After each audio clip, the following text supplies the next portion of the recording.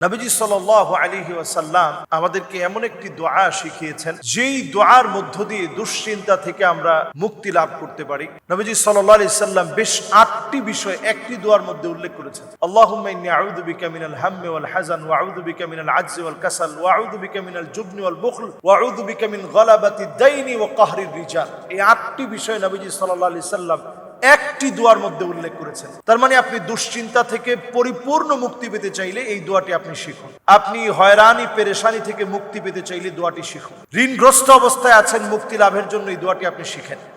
অসুস্থ আছেন, সুস্থতার জন্য এই দোয়াটি আপনি প্রতিদিন পড়েন। আপনি পুরুষত্বহীন নিজেকে মনে করছেন, আপনি এই দোয়াটি পড়েন।